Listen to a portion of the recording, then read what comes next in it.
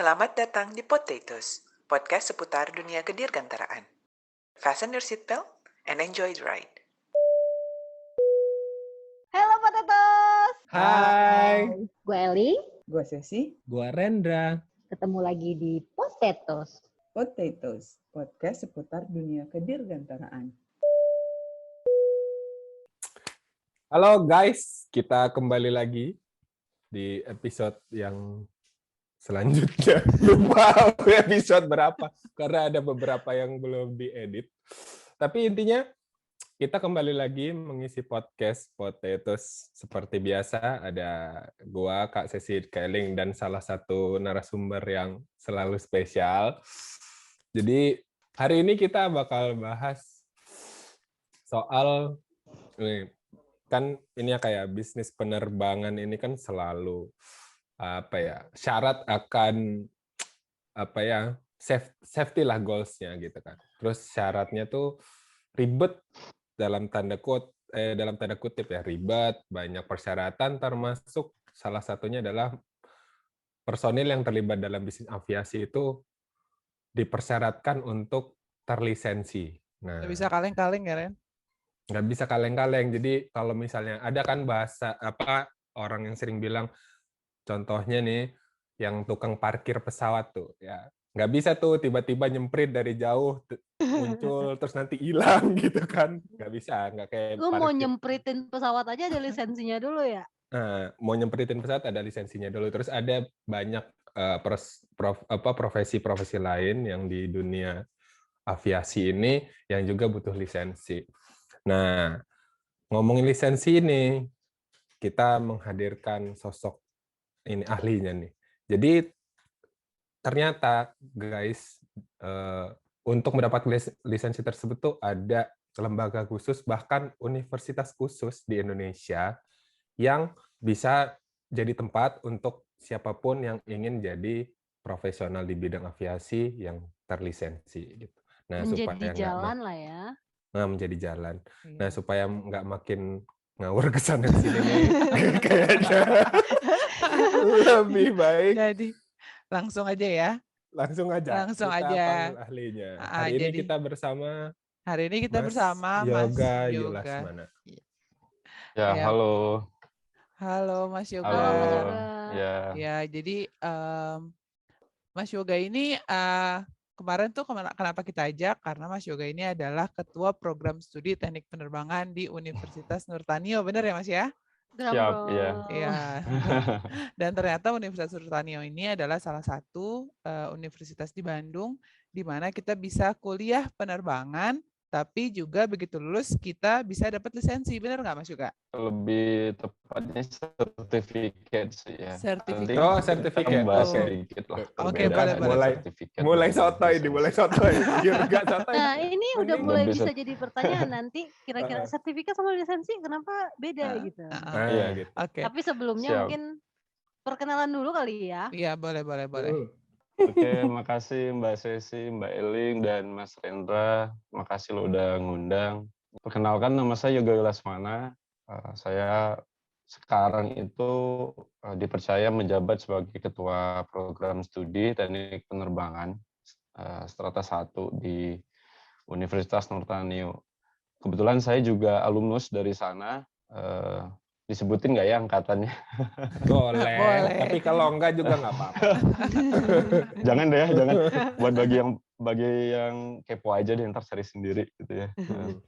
Kemudian ketika udah lulus, kebetulan memang udah ada program AMTO-nya dari tahun 2008. Jadi pas di angkatan saya itu udah juga include ya, jadi embedded satu kurikulum dengan dikti. Jadi pas lulus itu dapat gelar sarjana teknik dan juga basic certificate AMTO untuk A1 dan A4 gitu. Nanti kita bahas apa itu A1 dan A4-nya. Ya, bukan ukuran Kemudian, kertas ya.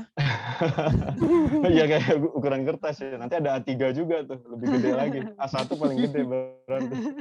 Nah, ketika udah lulus, saya lanjutin kerja waktu itu ke maskapai KT Pacific yang base-nya di Hong Kong. Training juga, kemudian nggak lama sih, kurang dari setahun. Setelah itu saya lanjut pendidikan saya di ITB. Saya ngambil di Teknik Dirgantara. Dulu sih pas saya masuk namanya masih Teknik Aeronautika dan Astronautika. Pas saya lulus berubah jadi Teknik Dirgantara. Ini jadi Ya, ketahuan jadi yang hanya angkatannya nomenklatur nanti. aja sih. Oh iya benar ketahuan. Nggak apa-apa. Setelah itu ketika lulus saya langsung bergabung di Universitas Nurtanio. Awalnya staf, dosen tetap atau dosen hanya Javung aja ya, non jabatan struktural, tetapi juga merangkap di Quality Inspector di AMTO. Di kita AMTO-nya namanya itu UMTC ya. Jadi harus ada DBA-nya atau Doing Business S-nya itu sebagai UMTC. Unur Aero Maintenance Training Center. Nah, waktu itu saya dari 2018 akhir bergabung di UMTC dan efektif saya menjabat sebagai ketua program studi teknik penerbangan itu di 2019 akhir. Seperti itu. Ya. Dan Panjang ya perjalanannya. cukup panjang. Sebenarnya ada beberapa yang di-skip juga terkait dengan sebenarnya dulu waktu saya lulus itu masih kerjasama dengan GMF ya. Nggak tahu deh kalau sekarang udah di renewal atau enggak MOU dengan MOE-nya. Dulu waktu saya lulus itu sebenarnya beberapa orang, ada 3 orang sih yang untuk strata 1 kita masuk ke GMF waktu itu. Hanya saja saya sebutin, ya udah nggak apa-apa deh ya. Pas pada saat GMF lagi buat Hanggar 4. Nah, di situ akhirnya ada restrukturisasi, kemudian ada HRD baru, ada kebijakan baru. Yang tadinya saya itu awalnya diplot untuk senior maintenance technician, tetapi karena ngelihat ini kan S1 gitu ya, akhirnya saya mau dipindahin di PPC and Engineering gitu. Jadi discuss juga sama teman-teman dan terutama sama keluarga sih ya. Keluarga sih pengennya ya jangan loh udah ngeluarin biaya pendidikan juga untuk yang AMTO, kenapa nggak yang senior maintenance technician. Jadi karena ngelihat ada S1-nya itu akhirnya diarahinnya ke PPC and Engineering. Jadi akhirnya saya juga mulai apply lagi, alhamdulillah dapat di maskapai yang memang nempatin saya sesuai dengan passion saya waktu itu sebagai EMT atau Aviation Maintenance Technician. Itu ada 3 orang, akhirnya yang 2 lagi akhirnya ke BAT, ya gabung di Lion Air, di Batam Aerotechnic. Tuh kan ini jadi kemana-mana nanti pertanyaannya, Iya. apa-apa deh. Tapi tadi jadi apa sih sebenarnya bedanya tadi antara senior maintenance technician ya sama sebenarnya EMT dengan EMT, yang engineering ya. Apa sih bedanya? Oke, jadi di Undang-Undang tentang Sistem Pendidikan Nasional kita itu ada namanya piramida pendidikan dan tenaga kerja ya. Dari yang paling dasar itu yang lulusan SD, nah itu kan nyebutnya labor ya atau ordinary worker. Naik lagi itu ada D1, D2 sampai D3. Kalau kayak D1, D2 itu dia juga ada jenjangnya junior sama senior D1, D2. Ini kalau kita ngomongin vokasi ya. Iya. Itu nyebutnya tradesman atau ya nggak enak sih kalau bilang trades itu kayak orang jualan nggak sih, lebih ke kayak workers tapi dengan skill gitu ya. Worker with skill ini biasa kita nyebutnya craftsman lah gitu ya. Craftsman sampai di D2. Nah, pas udah di D3 itu dia masuknya langsung ke senior technician. Nah, itu kalau vokasi.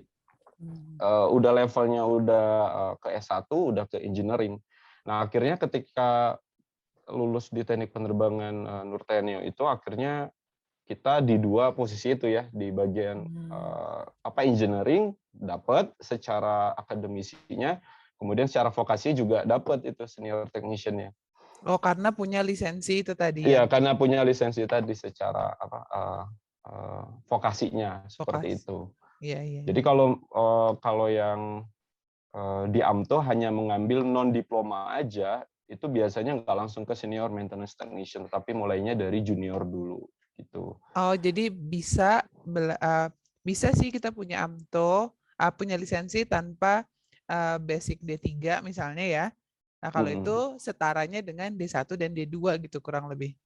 Bahkan non-diploma, karena jatuhnya dia non-diploma. murni kurikulum di AMTO.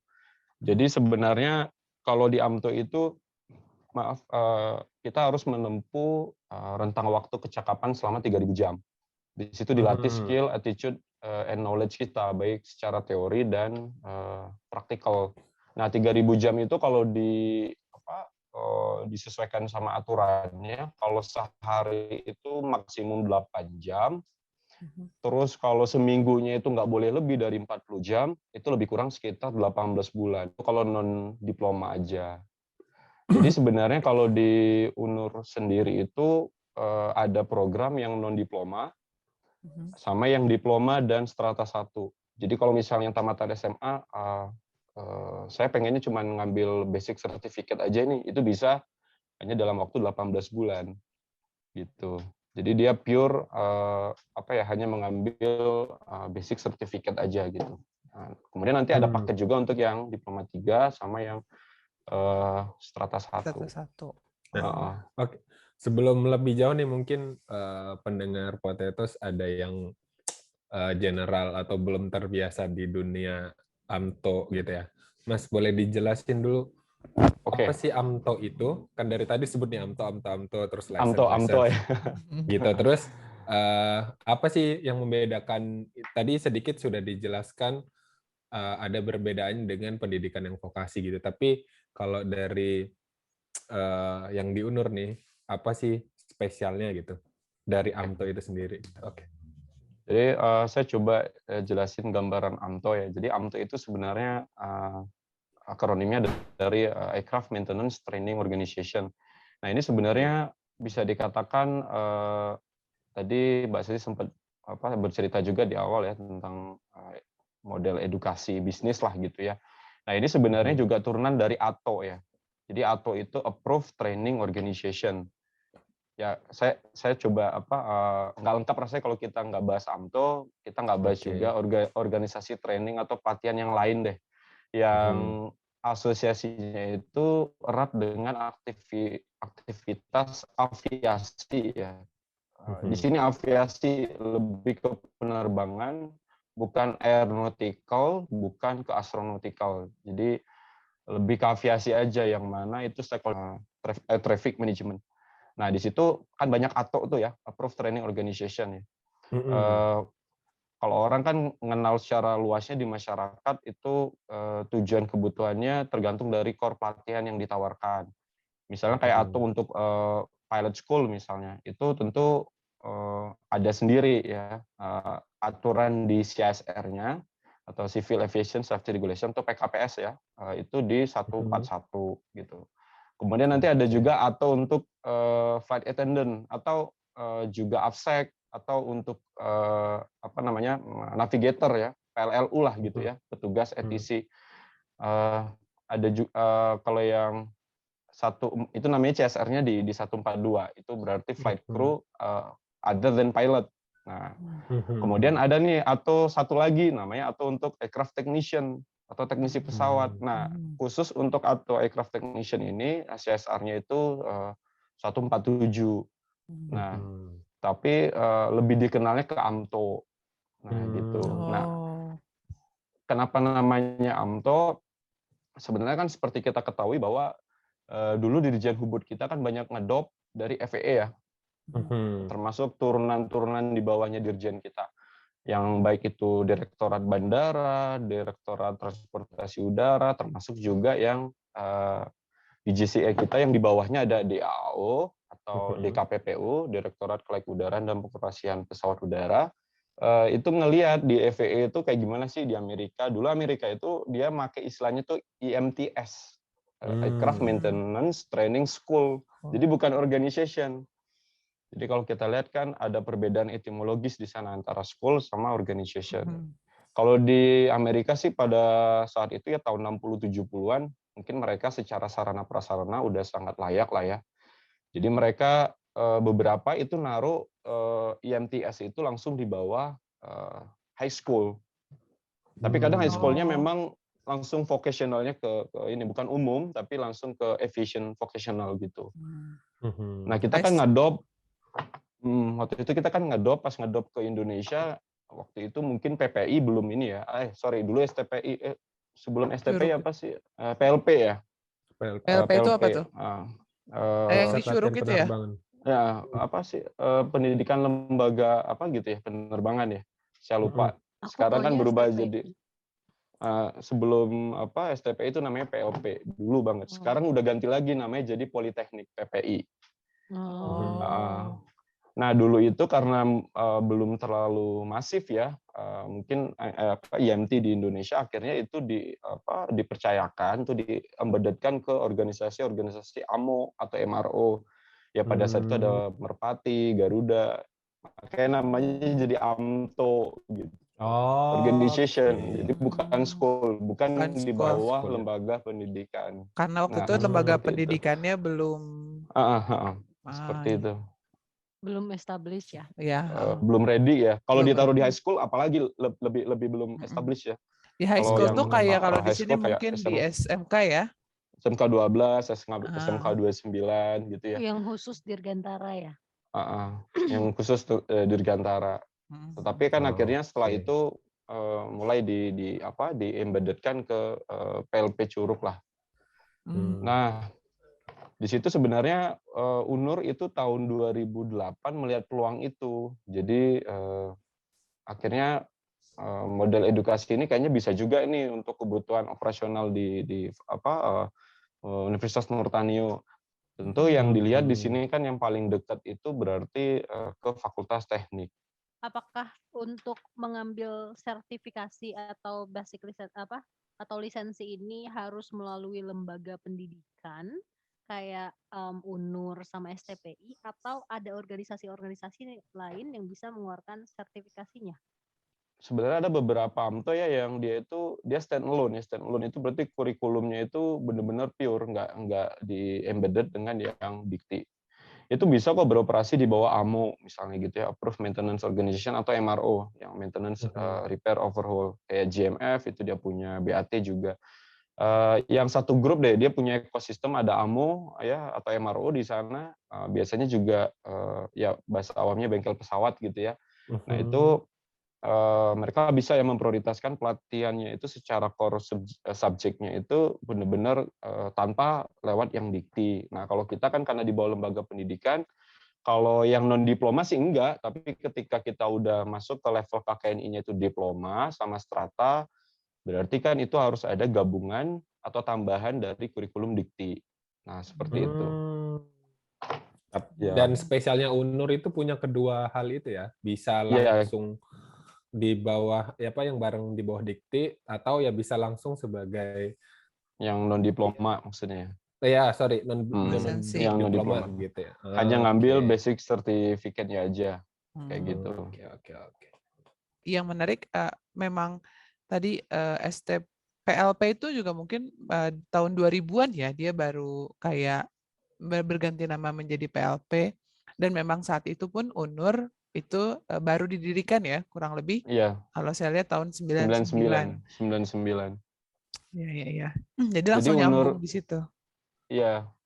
Jadi UNUR sendiri itu gabungan sih Mbak sebenarnya.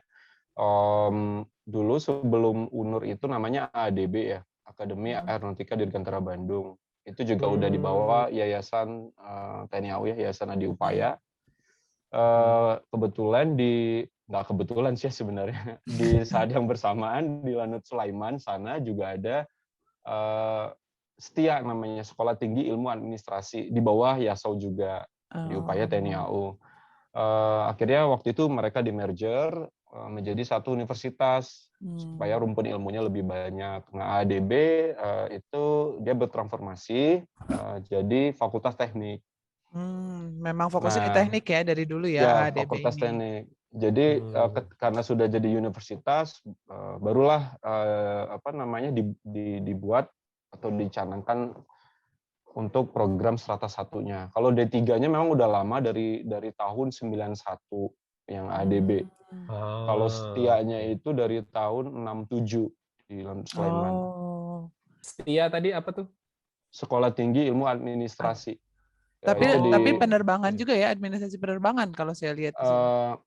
Karena Administrasi karena angkasa, Sekolah ya. Tinggi Ilmu Administrasi Angkasa. Ilmu Administrasi Angkasa, administrasi angkasa. Jadi di bawah Yayasan Adi Upaya juga. Itu dari tahun 67 sampai 99 pas sudah merger sama ADB, jadilah UNUR gitu. Nah, yang Setia ini jadi Fakultas Khusus Ilmu Sosial dan Politik seperti itu.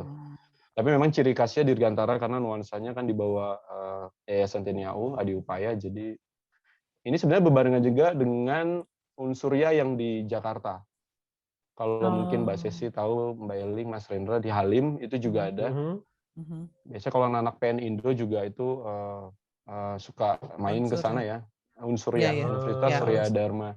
Itu bahkan sebenarnya sebelum AADB juga udah lebih dulu ya di sana. Sekolah teknologi Dirgantara. Terus jadi Institut Teknologi Dirgantara sampai akhirnya jadi Unsurya. Itu di tahun yang sama sih, tahun 99. Kemudian diikutin oleh IDA yang di Jogja, Institut Teknologi Dirgantara di Sucipto. Itu juga di bawah Yasau. Dan memang fokusnya itu lebih di vokasi ya?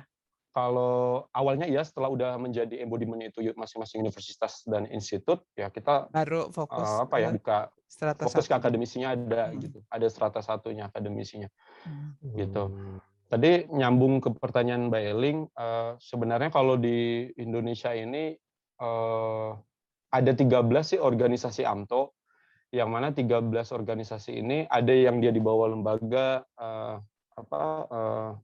pendidikan atau institusi pendidikan, ada yang di bawah kayak tadi yang AMO sama MRO. Nah, UNUR salah satunya gitu.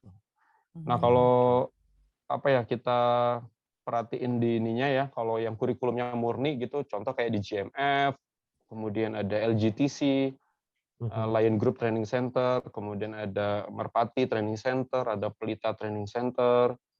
Nah, ini kalau yang state owned atau yang BUMN itu kan ada GMF, kemudian Merpati sama yang Pelita ya. Nah, itu di bawah BUMN langsung. Nah, kalau yang private atau yang swasta itu ada di LGTC sama Avia Dirgantara. Nah, itu kalau yang di bawah organisasi AMO atau MRO. Nah, kalau yang di bawah institusi pendidikan tinggi atau politeknik atau universitas gitu ada PPI Curup. Nah, itu punya state owned juga, tapi kementerian BPSDM. BPSDM itu Badan Pengembangan Sumber Daya Manusia mereka. Nah, selain PPI yang di bawah BPSDM Perhubungan itu ada Poltekbang juga, ada Medan, Surabaya, sama Makassar.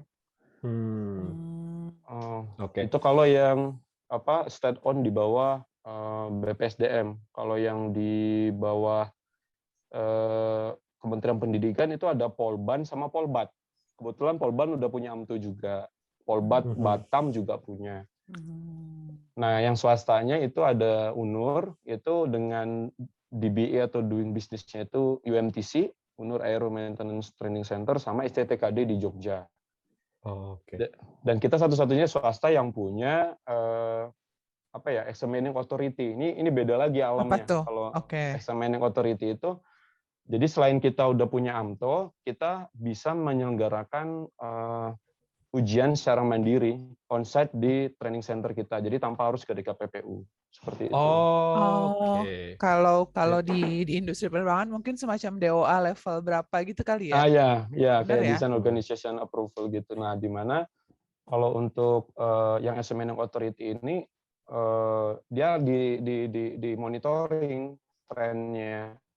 Dia harus selama 2 tahun berturut-turut atau 24 bulan kalender itu harus bisa meluluskan 80%, paling sedikit 20 orang di DKPPU-nya. Kita pada saat itu pernah melewatinya di tiap kategori-kategori. Jadi AMTO ini ada kategori-kategorinya lagi gitu. Memang agak cukup ini ya.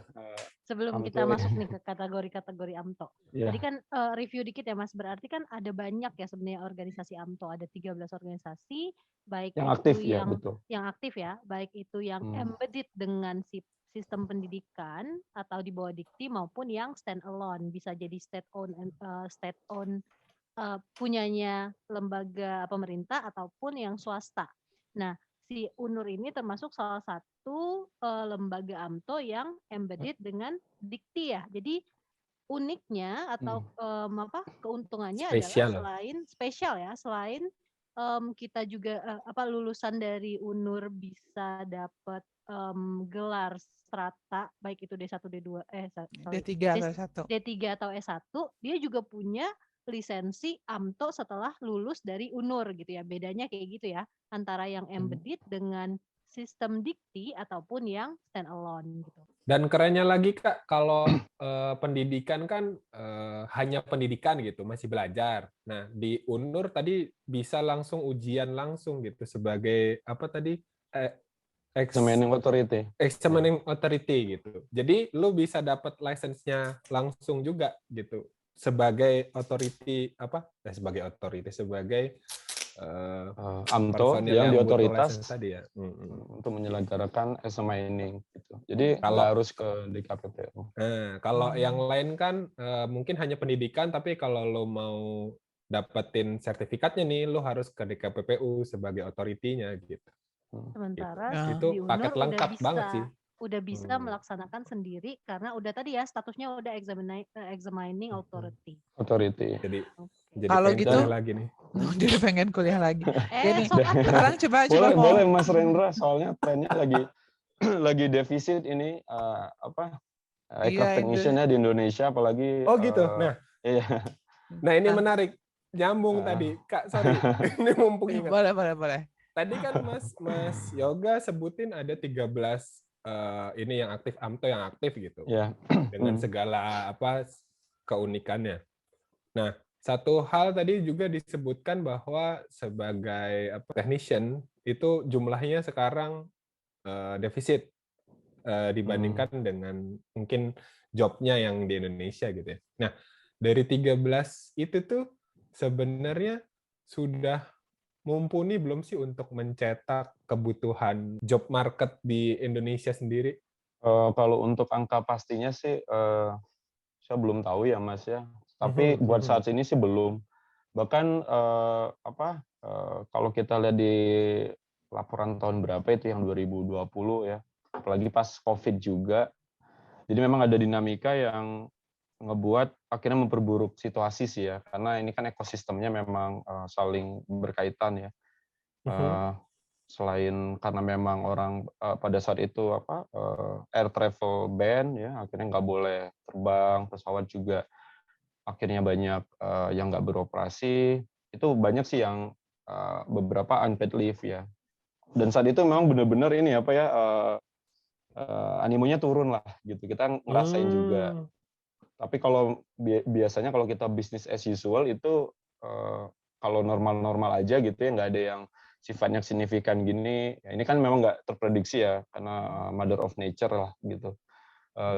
Atau mungkin karena resesi ekonomi pun sebenarnya ya orang sih fine-fine aja ya, kalau yang namanya aktivitas ekonomi pasti tetap terbang gitu.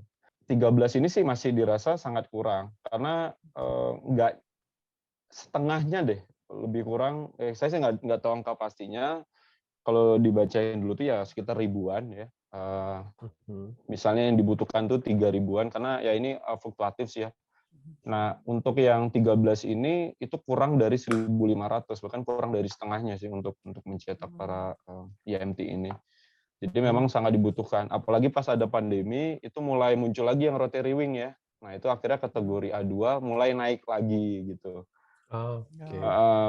Nah, ini sambil nyambung nih. Tadi kita ngomongin ukuran kertasnya tadi ya. Jadi ada A1, ada A4 tadi kan ya. Kalau dari UNUR sendiri tadi lisensinya ini A1 dan A4 ya. Kita cukup lengkap, hanya kurang A2 aja. Sebenarnya A2 itu sekarang lagi ongoing. Boleh dielaborasi nggak Mas? Iya, diterangin. Bedanya ya, apa gitu? Apa sih A1, A2, A0 ada apa enggak gitu. Iya, sebelum orang-orang listener potatoes berpikiran kita lagi ngomongin kertas nih. Apa sih A1, A4 gitu.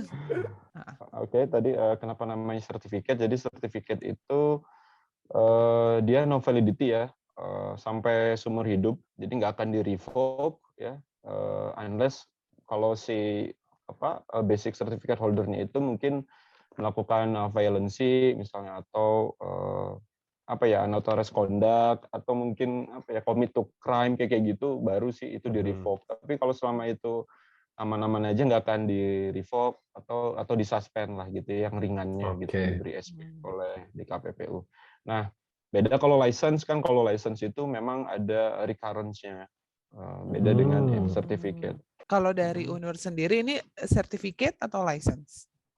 Kita license saja. Karena kalau license itu sebenarnya lanjutan dari basic certificate. Jadi untuk dapetin license atau namanya AMEL, Aircraft Maintenance Engineer License, itu dia harus dari awalnya itu basic certificate. Oh, jadi tahapannya punya certificate dulu, baru kemudian bisa dapat license. Baru dapat license. Banyak yang bilang itu general license atau basic license ya. Mungkin karena ngelihat basic certificate ini nantinya, kalau kita lihat dari general license-nya, berarti ini kan profesi secara lisensi yang nantinya akan menuju lebih ke spesifik ke aircraft type rating. Makanya kenapa orang kadang nyebut itu general license. Karena dia masih umum nih, pesawatnya belum type rating. Jadi cuman dilihat kategorinya dari airframe sama power plant-nya aja. Nah, kenapa dibilangnya basic license? Ya kalau secara karir untuk sebagai engineer-nya itu masih yang paling basic, paling dasar gitu. Sedikit Mas, coba saya jelaskan Ya. dalam bahasa yang Manusia. lebih umumnya kali ya. Tapi nanti kalau salah langsung di ini aja. Jadi untuk menjadi seorang engineering maintenance tadi, itu harus ngambil dulu yang namanya basic license. Nah, basic license itu kemudian, tapi belum dijelaskan di situ bahwa orang ini tuh boleh bisa memaintenance pesawat tertentu nih yang tadi. Nah, supaya bisa dapat license untuk maintenance pesawat tertentu itu harus dapetin yang namanya AMEL tadi ya, yang type rating. Nah, begitu. Yang type rating tadi. Lulus guys. Karena kalau basic certificate bagus banget Mas Rendra ya, itu jadi kategorinya di basic certificate tuh ada lagi nanti. Jadi ada kategori A dulu sama C kayak biar enak sebelum ada turunannya. Itu subset awalnya ada A sama C. Nah, kategori A ini yang iframe power plant. Kemudian kalau C ini